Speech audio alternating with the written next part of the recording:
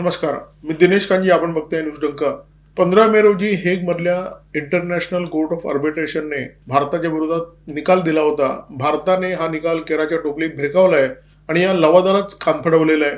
आपण त्या बड्या देशांच्या पंक्तीमध्ये जाऊन बसलेलो आहे, जे बडे देश या लवादाला आपल्या ताटाखालचं मांजर समजतात आणि सोयीचे निर्णय फक्त स्वीकारत असतात. मोदी सरकार आंतरराष्ट्रीय नियम आणि कायदे फारसे अंगाला लावून घेत नाहीये आणि हे जे परराष्ट्र धोरण आहे ते नेहरू प्रणित परराष्ट्र धोरणापेक्षा खूपच विपरीत आहे.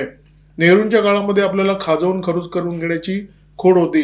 काश्मीर प्रश्नी आपले लष्करी अधिकारी नेहरूंना वारंवार सांगत होते की तुम्ही संयुक्त राष्ट्रांकडे जाऊ नका, परंतु नेहरू होते ते गेले आणि नंतर भारताने तोंड फोडून घेतलं, अर्धा काश्मीर गमावला.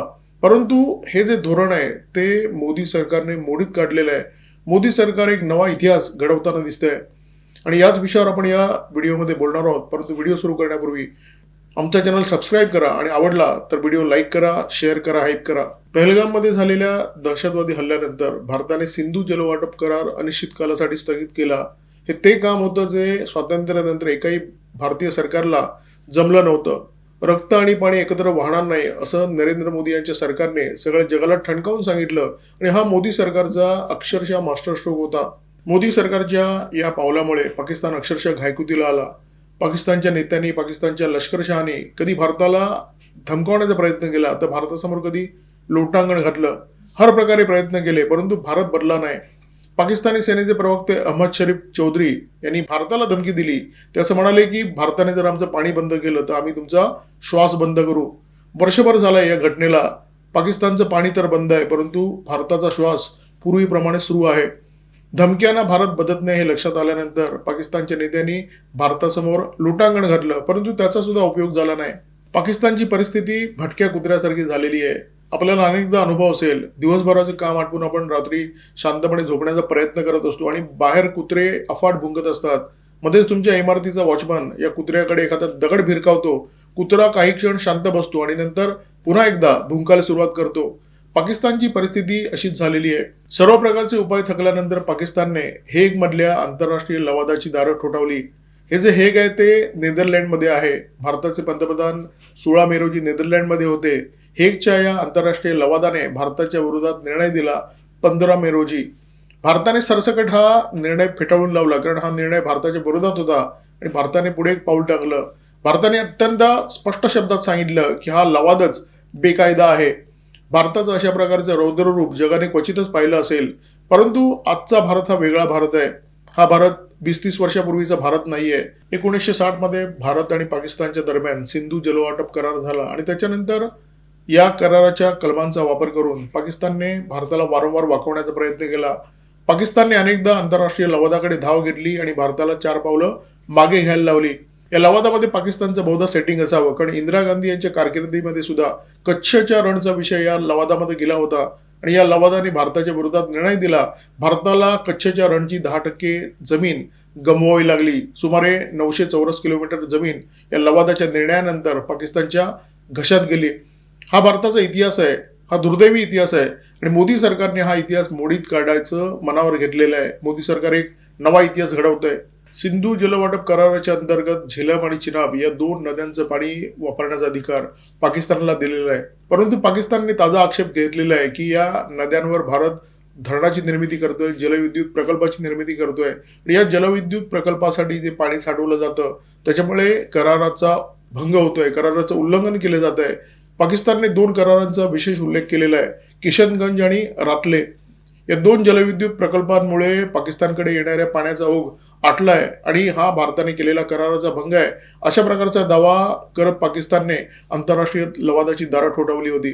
जलविद्युत प्रकल्पांमध्ये पाण्याच्या प्रवाहाचा वापर करून जलविद्युत तयार केली जाते आणि त्याच्यामुळे मोठ्या प्रमाणामध्ये पाणी साठवणं भाग असतं, जेणेकरून हे पाणी उंचावरून सोडण्यात येतं आणि त्याच्या वेगाचा वापर करून जलविद्युत निर्माण करण्यात येते. भारताला जर जलविद्युत प्रकल्प निर्माण करायचे तर त्याच्यासाठी पाणी साठवणं भाग आहे. भारत आपल्या देशाच्या हितासाठी या प्रकल्पांची निर्मिती करतोय, परंतु पाकिस्तान या प्रकल्पामध्ये मोडता घालण्याचा प्रयत्न करतोय. किशनगंगा ही झेलमची उपनदी आहे आणि रातले ही चिनाबची उपनदी आहे. या दोन्ही नद्यांवर भारताने जलविद्युत प्रकल्पाचं काम सुरू केलेलं आहे, धरणाचं काम सुरू केलेलं आहे आणि पाकिस्तानने आक्षेप घेतलेला आहे की या धरणाचं डिझाईन अशा प्रकारे करण्यात आलेलं आहे की ज्याच्यामुळे या प्रकल्पामध्ये जास्त पाणी साठवलं जाईल आणि त्याचे दोन परिणाम होतील. एकतर पाकिस्तानच्या दिशेने जे पाणी जात आहे त्याचं प्रमाण खूपच कमी होईल आणि दुसरा परिणाम असा होऊ शकतो की भारताने या धरणाचे दरवाजे जर एकाच वेळी उघडले तर पाकिस्तानमध्ये कृत्रिम पूर येऊ शकतो. नद्या भारताच्या, पाणी भारताचं, परंतु या पाण्यावर दावा करत पाकिस्तानने हेगमध्ये आंतरराष्ट्रीय लवादाचे दरवाजे ठोठावले. पाकिस्तानने जे काही दावे केले ते हेगच्या आंतरराष्ट्रीय लवादाने मान्य केलं आणि भारताला 15 मेच्या आदेशामध्ये असं सांगितलं की तुम्ही धरणाचे जे गेट आहेत त्याचं डिझाईन बदला आणि पाणी साठवण्याची जी तुमची मर्यादा तुम्ही निश्चित केलेली आहे ती सुद्धा कमी करा. भारताने हे जे दोन्ही निर्णय आहेत ते उघड उघड फेटाळलेले आहेत आणि या हेगच्या आंतरराष्ट्रीय लवादालाच भारताने बेकायदा ठरवलेला आहे. न्यायालयाने जो निर्णय दिलाय तो एकतर तांत्रिकदृष्ट्या चुकीच्या माहितीवर अवलंबून आहे आणि पाकिस्तानचा जो उद्देश आहे तो केवळ आणि केवळ भारताच्या विकासामध्ये खोडा घालण्याचा आहे. पावसाळा आणि हिवाळा या दोन काळामध्ये धरणामध्ये जे पाणी असतं किंवा पाण्याचा जो प्रवाह असतो तो पूर्णपणे वेगळा असतो. लवादाचा निर्णय फेटाळताना भारताने जी भूमिका मांडली ती अत्यंत स्पष्ट आहे, पारदर्शी आहे. भारताने सांगितलंय की आम्हाला कोणत्याही नदीचं पाणी ना साठवायचं आहे ना या नदीचा प्रवाह वळवायचा आहे. परंतु जलप्रवाह कमी असताना तुम्हाला जेव्हा विजेची निर्मिती करायची असते तेव्हा तुम्हाला एका ठराविक मर्यादेपर्यंत पाण्याची साठवण करणं भाग असतं आणि अशा प्रकारची साठवण करणं हे तांत्रिकदृष्ट्या सुद्धा बरोबर आहे आणि कायदेशीर दृष्ट्या सुद्धा त्याच्यामध्ये अजिबात चूक नाहीये. लवादाचा जो काही निर्णय आहे तो पाकिस्तानने पुरवलेल्या एकांगी आणि अपुऱ्या माहितीच्या आधारावर आहे, त्यामुळे हा निर्णय आम्ही स्वीकारू शकत नाही. काश्मीरचा विकास हा आमचा प्राधान्यक्रम आहे, त्याच्यामुळे लवादाने आम्हाला जे काही सांगितलं आहे की पाण्याची साठवण तुम्ही अमुकच मर्यादेपर्यंत करा ते आम्ही कधीही स्वीकारू शकत नाही, असं आपल्या परराष्ट्र मंत्रालयाचे प्रवक्ते रणधीर जयस्वाल यांनी अगदी ठणकावून सांगितलेलं आहे. तर भारताने जो दावा केलाय की हा निर्णय देणारं जे हेगचं न्यायालय आहे तेच मुळात बेकायदा आहे, याचा आधार काय हे समजून घेण्याची गरज आहे. कारण भारताचं परराष्ट्र मंत्रालय जेव्हा एखादा दावा करतं तेव्हा त्याच्यामध्ये काहीतरी आधार असतो, त्याच्यामागे काहीतरी तर्क असतो. हा तर्क कोणता ते समजावून सांगण्याचा मी तुम्हाला प्रयत्न करतोय. जेव्हा 1960चा हा सिंधू जलवाटप करार झाला त्याच्यामध्ये वाद सोडवण्याचा एक पॅटर्न ठरवण्यात आला. दोन्ही देशांमध्ये पाणी वाटपाच्या संदर्भात एखादा वाद निर्माण झाला तर तो कसा सोडवायचा, तर त्याची पहिली पायरी दोन्ही देशाचे अधिकारी एकत्र बसतील आणि हा वाद सोडवण्याचा प्रयत्न करतील.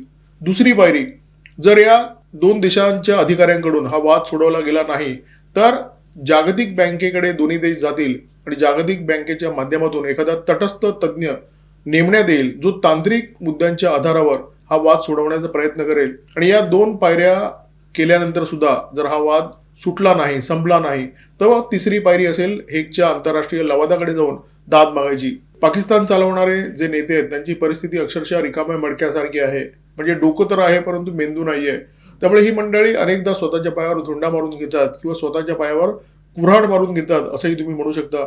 सिंधू जलवाटप कराराच्या अंतर्गत वाद सोडवण्याचा जो पॅटर्न दिला होता तो पॅटर्नच पाकिस्तानच्या नेत्यांनी पायदळी तोडवला आणि त्याच्यामुळे ते अडचणीत आले.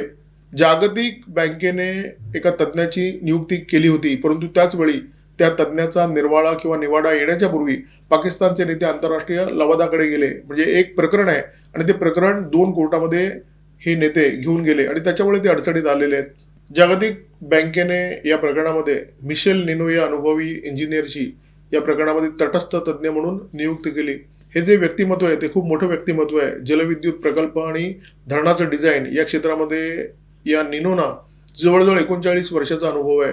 ते किशनगंगा आणि रातले या प्रकल्पाबद्दल पाकिस्तानने जे आक्षेप घेतले त्या आक्षेपांची सत्यता तपासणार होते आणि जागतिक बँकेला अहवाल देणार होते. परंतु याच दरम्यान पाकिस्तानने आंतरराष्ट्रीय लवादाचं दार ठोठावलं. म्हणजे दुसरी पायरी पूर्ण होण्याच्या आधी पाकिस्तानने तिसऱ्या पायरीवर पाय ठेवला आणि भारताने नेमका याच मुद्द्यावर आक्षेप घेतलेला आहे. भारताने असं म्हटलंय की मिशेल निनो या विषयावर काम करत होते, त्यांचं काम पूर्ण होण्याच्या आधी, त्यांचा अहवाल येण्याच्या आधी पाकिस्तानने आंतरराष्ट्रीय लवादाकडे धाव घेतली आणि त्याच्यामुळे हा जो लवाद आहे तोच मुळात बेकायदा आहे. कारण या करारामध्ये ज्या तरतुदी आहेत त्या तरतुदीचा भंग करून या लवादाची स्थापना करण्यात आलेली आहे. त्यामुळे आम्ही या लवादाला मानतच नाहीये आणि त्यामुळे भारताने सुरुवातीपासून या लवादाच्या कामकाजावर बहिष्कार टाकला होता. या कामकाजामध्ये कधीही सहभाग घेतला नाही किंवा या लवादाच्या समोर कोणत्याही प्रकारचा युक्तिवाद केला नाही. आंतरराष्ट्रीय लवाद तेव्हाच काम करू शकतो जेव्हा दोन्ही बाजूंचा त्या कामकाजामध्ये सहभाग असेल. भारताचा ना तर सहभाग होता ना तर भारताची संमती होती. त्याच्यामुळे या लवादाने जो निर्णय दिलाय तो स्वीकारणं आम्हाला बंधनकारक नाहीये असं भारताच्या बाजूने स्पष्ट करण्यात आलेलं आहे.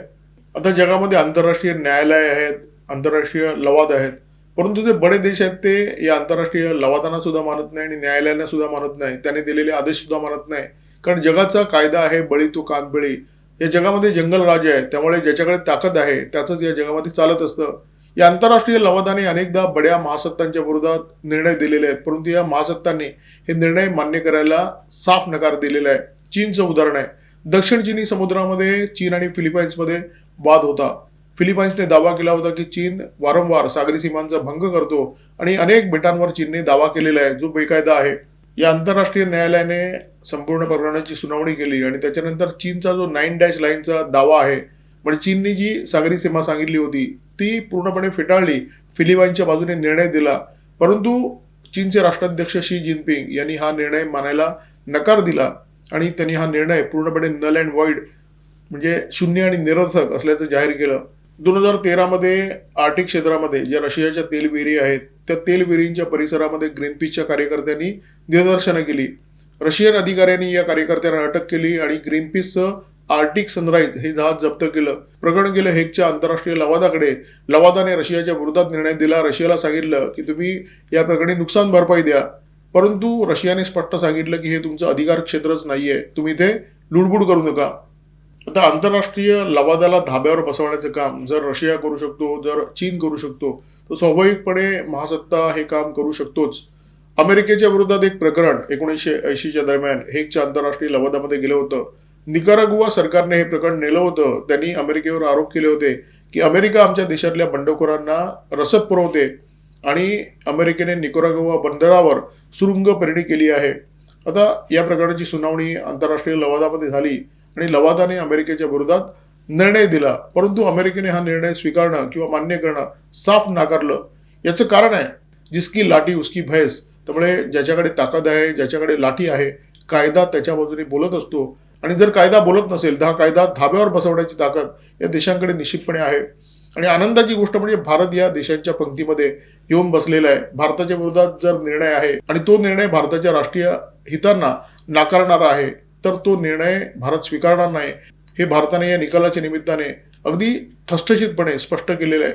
आता या सिंधू जलवाटप कराराच्या संदर्भात भारताने जे काही केलंय, आंतरराष्ट्रीय मंचावर भारताने जी काही भूमिका घेतली आहे, हेगच्या आंतरराष्ट्रीय लवादाच्या विरोधात भारताने जी काही भूमिका घेतली आहे, ती भूमिका बघितल्यानंतर एक गोष्ट स्पष्ट होते की हे भारताचं वेगळं रूप आहे, हे भारताचं रौद्र रूप आहे. आणि हा जो इशारा आहे, हा जो संकेत आहे, तो काही पाकिस्तानला नाहीये. पाकिस्तान हा खूप छोटा विषय आहे भारताच्या समोर. पाकिस्तानची अवकात नाही भारताच्या समोर उभी राहण्याची. भारताने हा जो इशारा दिलेला आहे तो जागतिक समूहाला दिलेला आहे.